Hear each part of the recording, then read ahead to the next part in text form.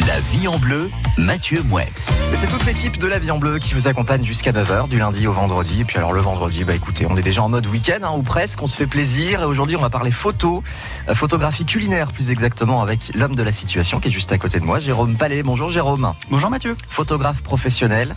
Alors pourquoi on a choisi de parler de la photo culinaire ? Parce qu'avec le confinement, mais on peut parler des confinements maintenant, certains ont commencé à photographier leurs plats, leurs exploits entre guillemets culinaires. Alors avec plus ou moins de réussite, et justement on va vous donner de bons conseils ce matin. Oui, tout à fait. On va voir comment photographier des plats en lumière naturelle, donc sans flash, sans accessoires compliqués, juste avec ce qu'on a à la maison. Voilà, c'est-à-dire que vous n'avez pas besoin d'avoir un studio mobile chez vous dans votre salon. On peut faire de chouettes photos avec un appareil photo, un téléphone aussi, c'est possible. Il y a des téléphones qui font de belles photos. C'est possible, mais l'idée c'est quand même de pouvoir le matériel minimum, ça va être un trépied pour pouvoir se poser, et ensuite d'avoir un appareil photo sur lequel on peut faire des réglages qu'on peut débrayer manuellement, donc soit un réflexe, soit un hybride. Bien, à la maison, vous avez essayé peut-être de faire des photos de vos plats ou de vos créations culinaires. Ça a bien marché, ça a moins bien marché. Vous avez besoin de conseils, vous voulez apporter un témoignage, et vous nous appelez 04 73 34 2000. On vous accueille avec bonheur jusqu'à 9h40 sur France Bleu Pays d'Auvergne pour parler photo. C'est notre thématique de ce vendredi. En attendant, bon début de matinée. La situation est bien résumée, je crois. C'est une belle journée. Vous la passez avec France Bleu, c'était Mylène Farmer. La vie côté pratique et sympa, c'est La Vie en Bleu. C'est La Vie en Bleu qui vous accompagne jusqu'à 11h. Si vous venez d'arriver, on ne fait que commencer. Vous êtes là à temps pour notre sujet du jour. La photographie culinaire va nous intéresser jusqu'à 9h45. Alors, pas besoin d'être un grand spécialiste. Tout de suite, ça fait peur. On parle de photographie culinaire, mais vous avez peut-être sorti votre appareil photo, commencé à photographier vos plats, parce que des fois, vous faites des belles salades, bien colorées, des beaux desserts. Là, on est déjà dans la photographie culinaire. Pas besoin d'être un spécialiste. Si vous avez besoin de conseils, vous avez des questions à poser pour mieux réussir ces photos, vous pouvez nous appeler maintenant 04 73 34 2000. C'est pas moi qui réponds, je passe le téléphone à Jérôme Palais qui se charge de vous conseiller et de vous répondre gratuitement. Alors, avant de commencer à photographier ces petites gourmandises, Jérôme, il y a quelques petits prérequis en matière de matériel. C'est pas excessif. Ce qu'il faut bien penser, la chose la plus importante, c'est peut-être ce fameux trépied. Oui, c'est ça. L'idée, c'est d'avoir un matériel qui permette de débrayer les réglages en manuel sur l'appareil photo. Donc, un appareil photo hybride ou réflexe, c'est très bien. On peut aussi s'amuser avec un téléphone, mais on va être un petit peu plus limité. D'accord. Mais ce qui va vraiment être indispensable, c'est le trépied. Parce que ça va permettre de poser l'appareil photo, de faire ses réglages tranquillement, et aussi de pouvoir faire sa mise en scène et sa direction artistique maison, en fait, sans avoir à revenir en permanence sur son cadrage, et en étant beaucoup plus posé, beaucoup plus tranquille. Quand on dit qu'on est limité avec un téléphone, c'est peut-être pas tellement au niveau de la qualité, mais plutôt au niveau des fonctionnalités, c'est ça ? Oui, c'est ça, c'est-à-dire que le zoom va être fixe, même si on peut agrandir l'image, mais c'est un agrandissement qui est numérique, et on n'aura pas forcément la possibilité de jouer sur le joli flou d'arrière-plan, sur ce genre de choses. C'est des éléments qui se règlent facilement avec un réflexe ou un hybride, et qui peuvent être faits, mais de manière artificielle, avec un téléphone, mais c'est moins pointu, moins sympa, quoi. Bon, alors si on n'a pas de trépied à la maison, il faut pouvoir compter combien pour avoir un trépied un peu sérieux qui va nous durer quelques temps ? Alors, un bon trépied, on est à peu près autour d'une centaine d'euros. Il y en a un petit peu moins cher, mais la qualité principale d'un trépied, c'est d'être stable. Donc souvent, c'est vrai qu'on cherche quelque chose de léger, de compact. Cherchez plutôt quelque chose de stable, surtout si c'est pour photographier dans la cuisine, on ne va pas forcément se déplacer. Oui, c'est sûr. Alors après, j'allais dire, une fois que vous avez le trépied et l'appareil photo, tout le reste, ou presque, pour faire de la photographie culinaire à la maison, vous l'avez sous la main généralement dans une cuisine. Qu'est-ce qu'on va pouvoir utiliser ? Alors on peut utiliser plein de choses. D'ailleurs, même pour le trépied, si on n'en a pas, on peut immobiliser, mais alors complètement l'appareil en le posant sur ce qu'on appelle des fois un bean bag, c'est-à-dire vous prenez un petit sac de graines, comme un sac de riz, vous le posez dessus, ou un pull, mais il faut vraiment que ça bouge plus. C'est-à-dire qu'une fois qu'il est posé, il bouge plus. Okay. Après, bien sûr qu'on peut utiliser des flashs de studio, bien sûr qu'on peut utiliser des éclairages artificiels, c'est ce qu'on fait pour les photographies professionnelles, mais chez soi, pour s'amuser, on peut faire des choses très très belles, juste en ayant des accessoires, déjà en regardant la lumière et en jouant avec la lumière, donc il faudra choisir son moment. Et puis, les accessoires simples, c'est une feuille blanche pour envoyer la lumière, du papier d'alu, là aussi on en a dans la cuisine, pour envoyer de la lumière, mais avec des petits éclats un petit peu plus disparates, et puis aussi du papier sulfurisé, pour diffuser la lumière, pour l'adoucir, pour faire comme une petite boîte à lumière. Donc on peut faire plein de choses assez rigolotes avec ce qu'on trouve dans les tiroirs de la cuisine. D'accord. Alors il faut préciser, parce qu'on l'a pas encore fait, qu'on est sur de la photo de choses que l'on va manger. C'est-à-dire on n'est pas sur de la photographie dans l'agroalimentaire où là c'est encore autre chose. Il y a beaucoup d'artifices généralement. Oui, c'est ça. Après il y a déjà au niveau des lumières c'est déjà plus complexe, c'est plus élaboré. Mais aussi on va pouvoir se permettre de faire un casting. C'est-à-dire que si on doit photographier des pains de hamburger, on va en faire venir 200, on va choisir le plus joli. Si jamais il faut que ça brille un petit peu plus sur le poulet, on va pouvoir rajouter du vernis ou des choses qui font que le produit ne sera plus consommable. Là, dans les conseils qu'on va proposer ce matin, c'est plutôt comment photographier ces plats pour soi à la maison avant de les dévorer. D'accord, on n'est pas là pour mettre des produits d'entretien dans vos plats et que ce soit mangeable. Hein. Non, au contraire, il faut pouvoir les manger. Le plus difficile d'ailleurs, c'est de ne pas les manger avant de les photographier. C'est vrai, c'est parfois pas toujours évident. Bon, alors 04 73 34 2000, question justement sur ces photos. Maintenant que vous avez un petit peu la checklist du matériel qui pourrait vous être nécessaire, vous pouvez nous appeler et bénéficier gratuitement des conseils de Jérôme Palais. Il vous répond en direct jusqu'à 9h40. À tout de suite. Il est 9h22. Voyez la vie en bleu jusqu'à 11h avec Mathieu Mouebs. Ce matin, on met encore un peu de couleur dans votre vie, dans votre matinée. C'est la vie en bleu jusqu'à 11h. On parle photo en compagnie du photographe professionnel Jérôme Palais qui nous donne de bons conseils pour réussir vos photos culinaires ce matin. Alors après avoir parlé du matériel assez restreint d'ailleurs, on a pu voir avec plaisir qu'on n'avait pas besoin d'énormément de choses pour arriver à faire de belles photos. Parlons de la lumière. Alors ça, ceux qui ont déjà essayé de faire de la photo, j'allais dire culinaire ou pas, savent combien la lumière est importante. Alors dans une cuisine, on a souvent une fenêtre généralement. Donc on peut avoir de la lumière naturelle. Par contre, selon le moment de la journée, selon les saisons, on n'aura pas du tout la même. Oui, tout à fait. L'idée, c'est que autant en studio, on va construire la lumière, autant en reportage, on va faire avec la lumière qui existe. Là, quand on veut avoir une lumière qui va être dure ou une lumière qui va être douce, c'est-à-dire une lumière avec des ombres très marquées ou avec des ombres tout en douceur, on va devoir choisir le moment de la journée ou regarder un petit peu la météo. On sait que quand il y a du soleil, il y a des ombres qui sont très très visibles. Ouais. Et quand le ciel est couvert, les ombres sont beaucoup plus douces. Il faut jouer avec ça. Donc l'idéal étant d'avoir un ciel couvert quand même. Pas forcément. Parce que si on veut une ambiance estivale avec des ombres très marquées, choisir un moment où la lumière est assez vive, où le soleil est découvert, ça va nous permettre d'avoir des ombres qui vont être très fortes, très, très nettes, et ça va renforcer l'effet. Pour un cocktail d'été, par exemple, ça peut être intéressant. À l'inverse, si on photographie une petite soupe d'hiver, une lumière un peu plus douce, c'est beaucoup plus, c'est plus dans le ton du sujet. Donc, quelque part, la lumière un peu vive est plus facile à gérer parce que on va pouvoir l'adoucir. Alors qu'une lumière qui est douce, on peut pas trop la durcir. Ouais. Alors si on n'a pas assez de lumière naturelle, pour X ou Y raison, il fait sombre, il fait pas très beau, on a une petite fenêtre, ça passe pas bien dans la pièce, on fait quoi ? On rajoute, on abolit, on oublie la lumière naturelle et on se concentre sur la lumière artificielle ou on combine les deux ? Non, on peut effectivement, mais si on veut rester dans l'idée de faire des photos uniquement en lumière naturelle, on peut.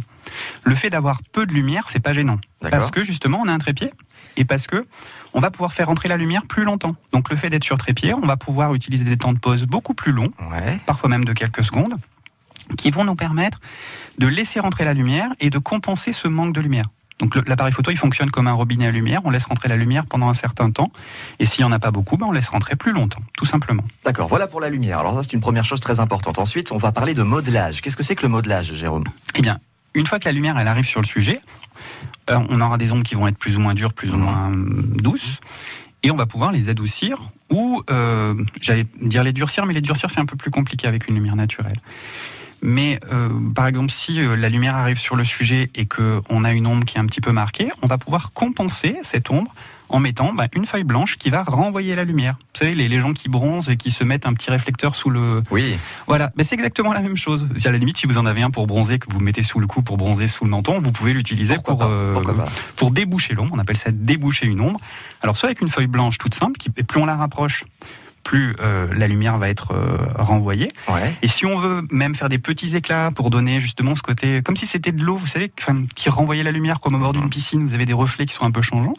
Vous prenez une feuille de papier d'alu, vous la froissez un petit peu et vous la rapprochez et ça va vous renvoyer la lumière. Alors là, ça va fonctionner que quand on a une lumière qui est dure à la base, c'est-à-dire que s'il y a un temps couvert, il y a une lumière qui est très diffuse et du coup la lumière est tellement diffuse qu'on ne peut pas renvoyer l'éclat. Il faut qu'il y ait vraiment un rayon à renvoyer. Donc pour renvoyer la lumière, l'idée c'est plutôt de positionner le réflecteur, donc la petite feuille blanche ou papier d'alu, sous l'impact de lumière et de le renvoyer sur l'ombre. Alors parenthèse sur ces petits aspects qui parfois sont un petit peu techniques, de lumière, de renvoyer la lumière. On trouve des genres de tutoriels ou de guides sur votre site en ligne, Jérôme ? Oui, tout à fait. Sur ma chaîne YouTube ou sur mon site internet, vous avez, je fais très, très régulièrement des tutos qui expliquent comment utiliser la lumière naturelle ou même la lumière artificielle, mais là, en l'occurrence, on parle de la lumière naturelle. Alors si vous êtes tranquillement à la maison, peut-être au travail, je vous invite à prendre 2-3 minutes à regarder des photos culinaires, que ce soit alors des photos d'anonymes qui prennent leur plat en photo ou qui les mettent parfois en situation, ou bien des photos même destinées à l'agroalimentaire. Vous verrez qu'il y a non seulement le sujet, mais il y a aussi un petit univers autour qui est très important pour donner quelques indices sur le plat ou sur ce qu'il peut contenir par exemple. Et ben nous allons en parler dans 3 minutes. 04 73 34 2000 pour nous rejoindre. On parle photo culinaire ce matin avec Jérôme Palais jusqu'à 9h40 sur France Bleu. Merci de passer la matinée avec toute l'équipe de La Vie en Bleu. On parle photo ce matin jusqu'à 9h45 avec le photographe professionnel Jérôme Palais. Questions qui peuvent arriver à tout moment si vous en avez. C'est au 04 73 34 2000, des conseils aussi ou des témoignages. Vous avez peut-être plus ou moins bien réussi des photos de plats, des fois à la maison. N'hésitez pas à nous joindre maintenant pour en parler. Alors, il y a quand même un des objectifs principaux de la photo culinaire, Jérôme, c'est de donner envie, c'est que la photo soit appétissante. C'est quand même mieux généralement. Oui. Et effectivement, l'erreur qu'on fait le plus souvent, c'est on voit un plat, on le trouve joli, on appuie sur le bouton et on ne comprend pas pourquoi c'est pas aussi joli que ce qu'on a vu. Alors comment on fait justement pour rendre une photo culinaire appétissante ? Sur quoi on peut jouer pour faire la différence ? Eh bien, la première question à se poser, c'est qu'est-ce qu'on photographie ? Est-ce qu'on photographie si on se contente de photographier le plat, on risque de passer un petit peu à côté du sujet ou on risque d'avoir toujours la même image. Donc il faut se demander quelles sont les qualités du produit. Et une fois qu'on a déterminé quelles sont les qualités du produit, là on va pouvoir photographier le produit sous cet angle-là. C'est pas un angle photographique, mais c'est plutôt un angle au sens journalistique, j'allais dire, c'est-à-dire sous quelle approche on va avoir. Donc si par exemple, si on photographie un plat avec des fraises, on peut mettre l'accent sur la couleur ou la fraîcheur. Et on va pas photographier le plat forcément dans son ensemble, on va peut-être essayer d'aller zoomer un petit peu sur les fraises, peut-être jouer avec la couleur du premier plan et de l'arrière-plan pour faire ressortir le rouge de la couleur des fraises, ou utiliser un petit brumisateur ou un petit pulvérisateur pour mettre un petit peu des petites gouttelettes pour donner cette sensation de fraîcheur.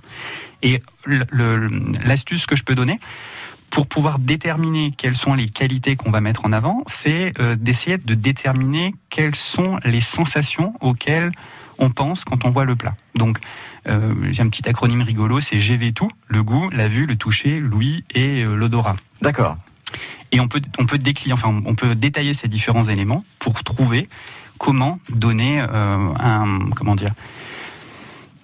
un angle particulier à la photo qui fera que l'image sera plus originale que le fait de photographier juste un plat simplement dans son ensemble.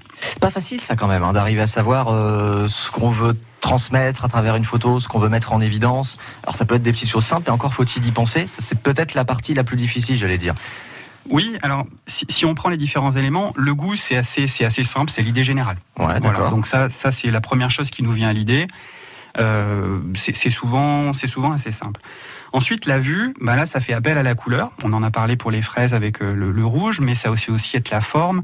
Ça peut aussi être la texture, donc quelque chose de mat, de brillant, de plutôt poudreux, de plutôt granuleux, de plutôt lisse. Et on peut jouer avec ces éléments graphiques-là.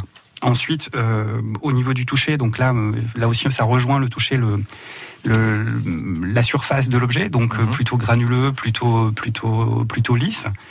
On peut utiliser des petites choses comme si on a une lumière dure, c'est-à-dire une lumière assez vive, on peut positionner la lumière ou positionner le sujet de manière à ce que la lumière soit rasante.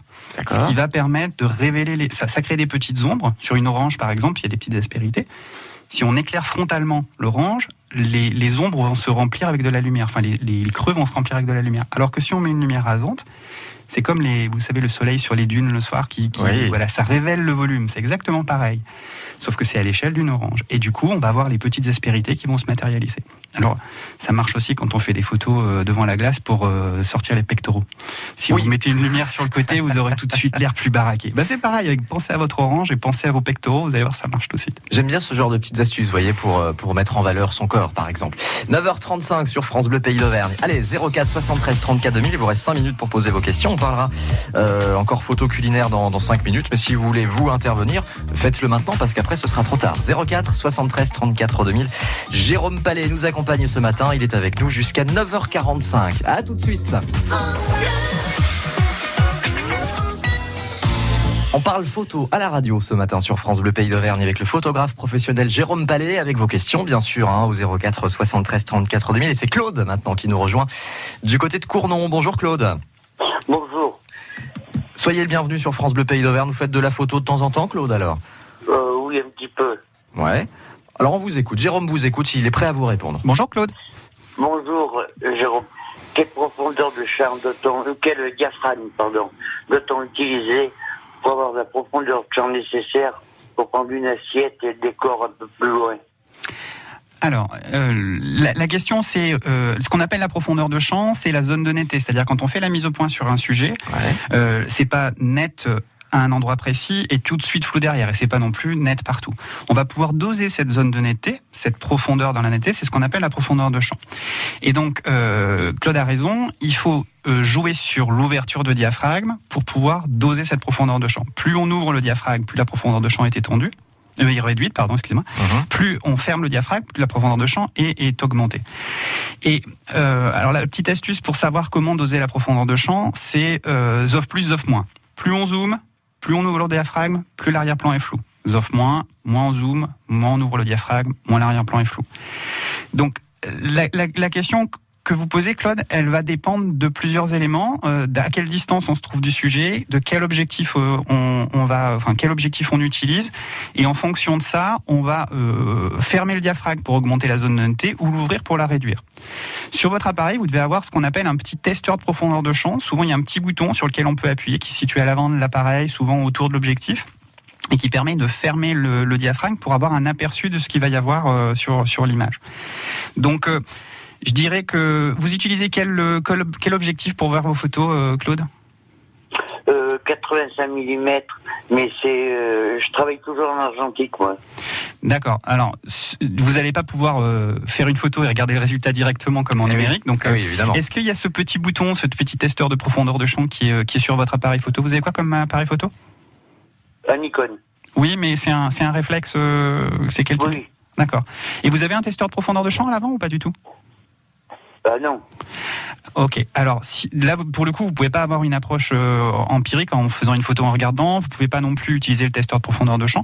Il y a des grilles, vous pouvez trouver ça sur mon site internet, j'ai des petites grilles en fait qui en fonction de la distance à laquelle vous vous trouvez du sujet, en fonction de la focale utilisée et de l'ouverture de diaphragme, quelle zone de netteté vous avez.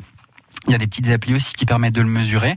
Mais je dirais que si l'idée, c'est d'avoir une grande zone de netteté, il va falloir fermer le diaphragme pour pouvoir augmenter cette zone de netteté, donc autour de F8, F11. Vous ouvrez à quel diaphragme en règle générale?